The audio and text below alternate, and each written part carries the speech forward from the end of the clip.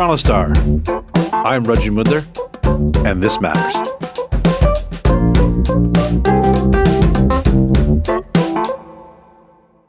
The Greater Toronto Area has been in the grip of a tow truck turf war that has resulted in murders, arson, gang violence, threats, and intimidation for the past 2 years.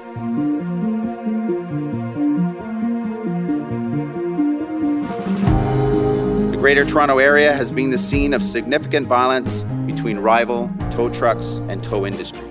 We allege that the competition for control of the towing market has resulted in murders, attempted murders, shootings, assaults, arsons, threats, and property damage. This past week, a number of police forces working together announced 20 arrests and over 200 charges filed against a number of individuals. They also seized over $1 million in various drugs, including fentanyl, and 11 tow trucks. We have also seized over $500,000 in currency and 40 firearms, including handguns, rifles, shotguns, and a machine gun. Police allege that 4 distinct criminal organizations that sometimes may have operated together, but were also rivals, were fighting over much more than turf.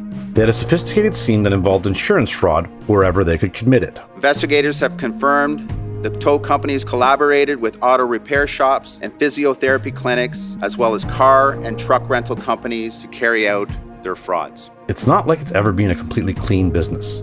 A few months ago, we had the Star's Peter Edwards on to talk about organized crime in the GTA during the pandemic, and he had this to say about the tow truck business. It's something that's very, very unregulated. For a long, long time, tow trucks were thought of as good because I could have a tow truck and I could be hauling a car and the car could hold drugs. And if the police pull me over and find drugs in the car, I can say, well, how did I know I was towing the car? Well, today we have him back to break down this big bust and what happens next.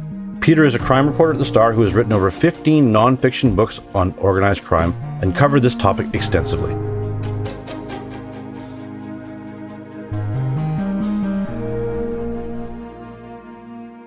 We are joined today by Peter Edwards, a reporter who specializes in organized crime at the Toronto Star, to talk about the GTA's tow truck wars. Peter, thanks so much for being with us today. Thank you for having me. So Peter, let's set the stage for what happened on Tuesday. What's been happening in the GTA's tow truck wars over the past 2 years? There's always been organized crime involvement, but now there are 4 recently new groups that are fighting for control, and they're with control of the towing. That also gives you a line into all sorts of frauds, from physiotherapy to car rentals to body shops, and so it's a very, very lucrative business. And then what happened on Tuesday? What is Project Platinum? There were 20 arrests across southern Ontario and gun seizures, including a machine gun, the silencer, serious stuff, and illegal drugs, including fentanyl, which is extremely dangerous. And so there was a crackdown, but there expected to be 30 or so more arrests to come. So it's not over by any long shot. This is one of those things where there were, I believe, 4 police forces involved. And what exactly are the police alleging that this is all about? Obviously, there's been lots of violence and assaults and even murder. And it seems that basically it was a turf war between these companies that led to an increasing amount of insurance fraud. Is that correct? Yeah, and what was interesting was that you'd think with the pandemic and people staying home, there wouldn't be as many car accidents. But then these guys, some of them were going around crashing into cars on purpose to create the accidents, or smashing into them in parking lots, or allegedly. So it's a whole ecosystem of fraud. It's not just about towing, the money you get for towing the truck. And it exists because there's a patchwork of regulations that means you can get away with quite a bit. And it's also rife for kickbacks. 3 Ottawa police officers are now facing charges relating to alleged kickbacks in the towing industry. York Region Police said that they dismantled 4 distinct criminal organizations here. Are these groups already known to police, or were they new? Yeah, and I've been hearing from a guy who did a lot of undercover stuff about it, and even to them it gets dizzying, because we didn't hear about some bikers who I know are involved in truck business, and we didn't hear about some mob people who I know have connections to the truck business. So when they say there are 4 groups, that's 4 new groups. There's also a street gang element in East Toronto, so I think that bumps us up to 7. It's a bit of a Wild West feeding frenzy out there. Charges include murder, gangsterism, drug trafficking, gun offenses, extortion, robbery, fraud, arson, assault, perjury, obstruction of justice, and I believe there's even more than that. I guess, first off, in these sort of big sweeps, Are they effective? Do you think this is actually going to cut down on the violence? I think where it's going to be effective is I think it's going to pressure the province to do something. This thing is fixable. I mean, if you had contract towing where you had to bid for a towing contract, that would mean that officers at the scene didn't have discretion, drivers didn't have discretion of where to tow things.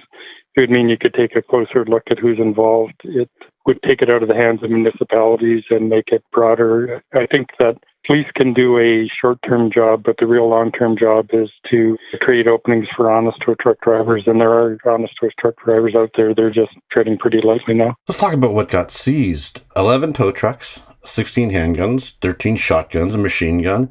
In terms of drugs, 5 kilos of fentanyl, cocaine. I guess this is one of these things. You mentioned one of the first times we talked that tow trucks have been used for drug smuggling. I guess, was this a sideline business for these guys in terms of, was the insurance fraud the main thing? And this sort of, once you start getting into crime, you get deeper and deeper? It's sort of like a full day for them. You've got the tow truck, but you're still doing other things. And if you've just gotten out of custody, it's a nice job to go into. They also seized $500,000 in cash and crystal meth. And so, they're all over the place as far as the criminal stuff. And it is like an ecosystem, and there are all sorts of criminal things you can get when you're cruising around in your truck. Can you talk a little bit about car law and what happened to them during this case? Yeah, that's a really interesting one. So they were working sort of on the good guy side against insurance scams, and there were a couple of fire bombings. There was a bullet fired inside. There were very serious threats, allegations of extortion, and that's one that the courts will probably really, really jump on because they shut down and just kind of got out of Dodge on this one. And so you just can't have criminals telling lawyers which cases to take and which ones not to take.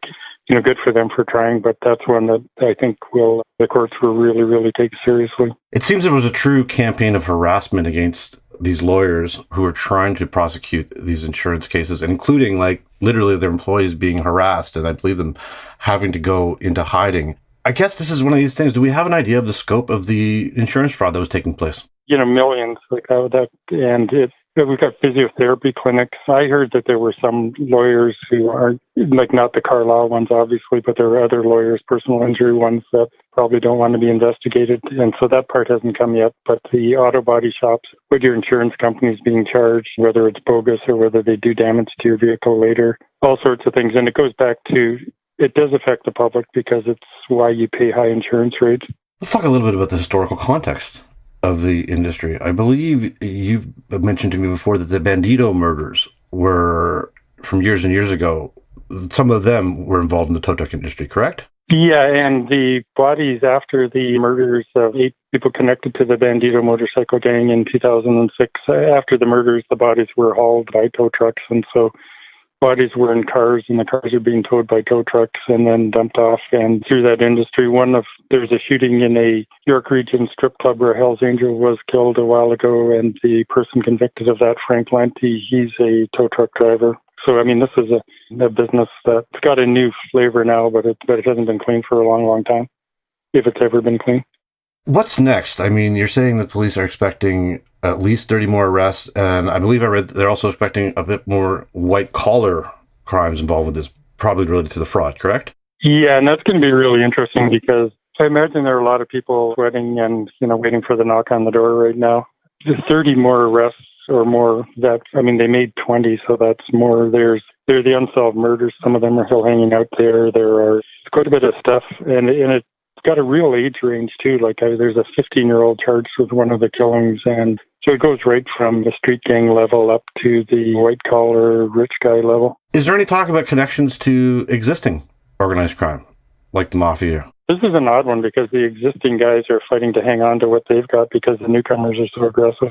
In the East End, you've got people who are not in the Hells Angels, but in support club type of guys who are involved in this, and they've got interests, but they're definitely not dominant. And so this is one where it's almost like evolution.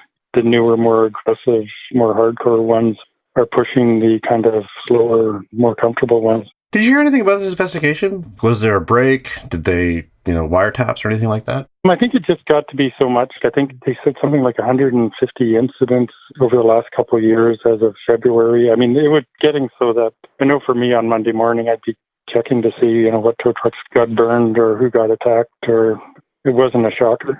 4 murders in 2 years and other threats, and then the law firm stuff. It was kind of a enough is enough type of thing, more than one big thing. One of the things that you mentioned a little bit earlier is, there are ways to clean up the tow truck industry. I believe it's something like only a handful of Ontario's municipalities require tow trucks to be licensed. What do you think in terms of regulation they can do to try and clean up this business? They could have you get a contract, and so the officers at the scene don't have discretion. The tow truck driver doesn't have discretion, like it's decided in advance where the vehicle will be towed. That would go a long way. And when you're competing for the contract, you'd have to show that you're clean. If there are, everybody could comment about the competition. Right now, if I was running a tow truck business, I'd be pretty queasy about complaining about my competitors because I wouldn't want to watch my vehicles burn. And so if you get an honest competition for the contracts, that would go a huge ways.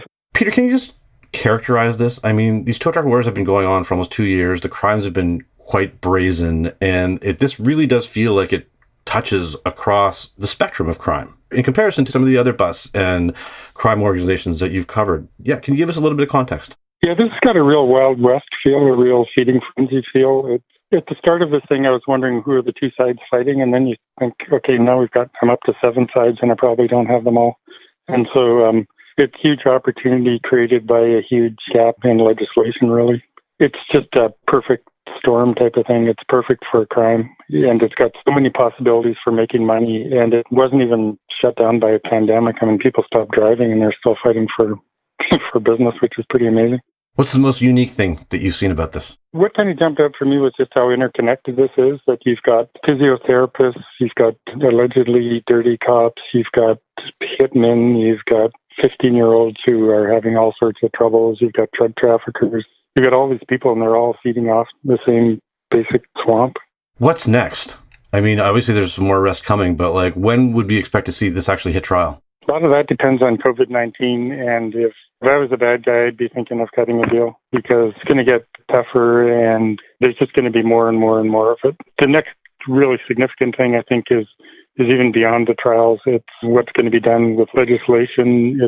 This is a fixable problem. This isn't one of those things where nobody knows what to do. I mean, if you had contract towing with really honest, transparent bidding for those contracts, that would go a huge, huge ways. This isn't sloppy policing. This is total dearth of legislation. The cops seem they're pretty confident they also found a ton of evidence. I guess the question I'm asking is, how sophisticated is this? I mean, obviously there's lots of the white collar aspect that cuts a lot, but I mean, these guys were pretty brazen in what they were doing in terms of attacking one another.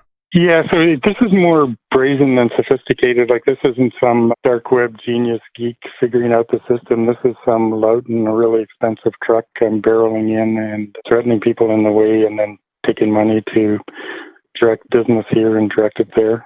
This is more brazen than criminal genius stuff. This is an Ocean's 11 type of thing.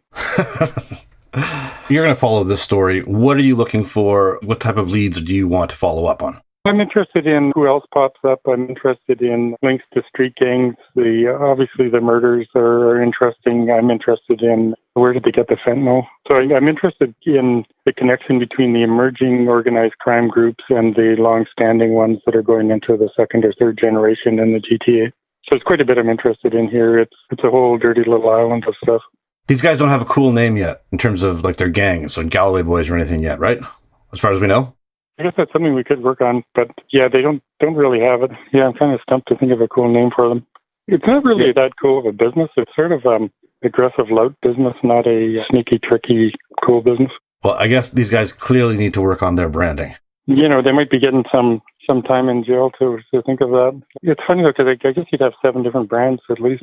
There's quite a bit there. It's like when you go to the cereal aisle and you see all these different types of Cheerios. There's a whole bunch of different criminal groups here. Here's the thing. How did the pandemic affect these arrests? Well, I know courts right now have had to make a lot of changes because of social distancing.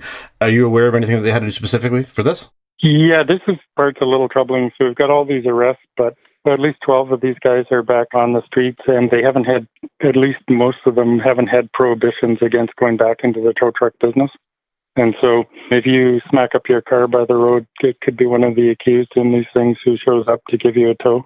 There are 8 of them in custody, which I would assume is mostly the ultra-violent stuff, but the other ones, a lot of these guys are sitting in their trucks and listening to this podcast, perhaps. Is there anything that if I got into an accident that I could do? Don't pay cash. Get a detailed billing. Maybe take a picture of the damage to your vehicle. Don't pick a fight with the driver. I think that's a pretty good one. I mean, this is a serious business.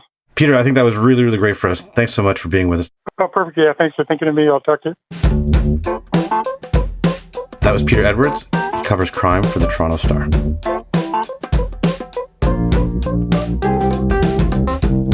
That's it for today. Thanks so much for joining us. This Matters is hosted and produced by me, Raju Mudler, Adrian Chung, and Saba Etisaz. Produced and mixed by Sean Pattenden, and our director of programming is JP Foso. Our show theme music is by So Called, and our episode music is by Mike DeAngelis. We want to hear what stories matter to you. Please send us comments, questions, or ideas to thismatters@thestar.ca. Please consider supporting the journalism the Toronto Star newsroom does at thestar.com. And don't forget to subscribe to This Matters on Apple Podcasts, Spotify, or wherever you listen to your favorite podcasts. Let's talk soon.